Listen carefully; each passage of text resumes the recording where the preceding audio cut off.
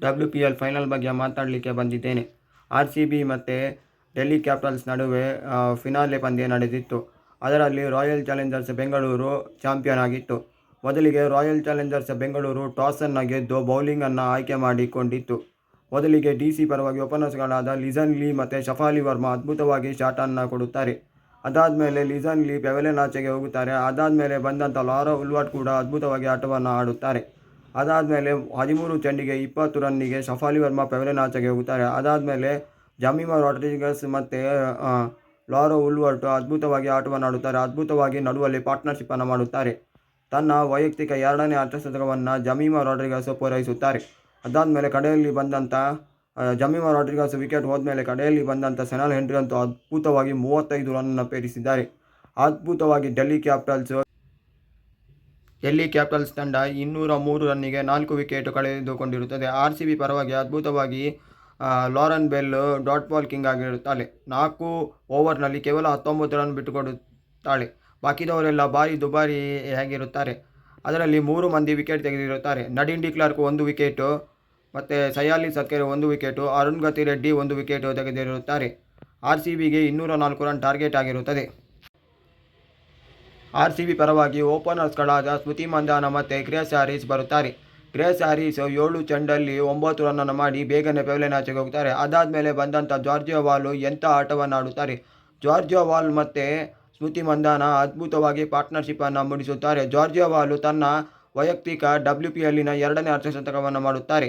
ಈ ಸೀಸನ್ನಿನ ಟೋಟಲ್ ಅವರ ವೈಯಕ್ತಿಕ ಅರ್ಧಶತಕ WPLನಲ್ಲಿ 4 ಆಗಿದೆ. ಅದ್ಭುತವಾಗಿ ಆಟವನ್ನು ಆಡಿದ್ದು ಬೌಂಡರಿ ಸಿಕ್ಸರ್ಗಳನ್ನು ಜಾರ್ಜಿಯೋ ವಾಲ್ ಹೊಡೆಯುತ್ತಿದ್ದರು. ಇನ್ನೊಂದು ಬದಿಯಲ್ಲಿ ಸ್ಮೃತಿ ಮಂಧಾನ ಕೂಡ ಅಗ್ರೆಸಿವ್ ಆಟವನ್ನು ಆಡ್ತಿದ್ದರು. ಅವರ ಮನಸ್ಸಿನಲ್ಲಿ ಏನಿತ್ತಂದರೆ ನಾನು ಫಿನಿಶ್ ಮಾಡಿ ಈ ಪಂದ್ಯವನ್ನು ಕೊಡಬೇಕಂತ ಅವರ ತಲೆಯಲ್ಲಿತ್ತು.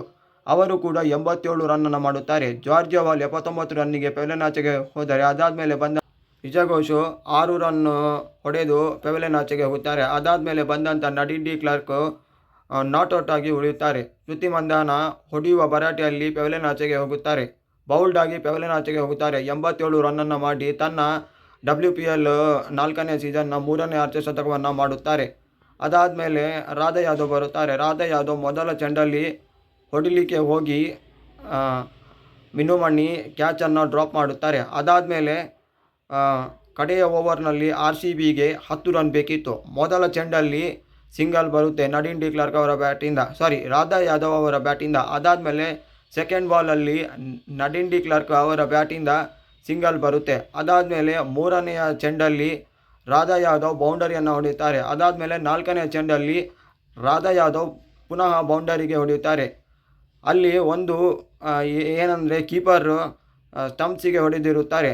ಎಲ್ಲರೂ ಅಂತಾರೆ ಇದು ಮೋಸ, ರಾಧಾ ಯಾದವ್ ಬ್ಯಾಟ್ ತೆಗೆಸಿದ್ದಾರೆ ಅಂತ. ಆದರೆ ರಾಧಾ ಯಾದವ್ ಬ್ಯಾಟ್ ತೆಗೆಸಲಿಲ್ಲ.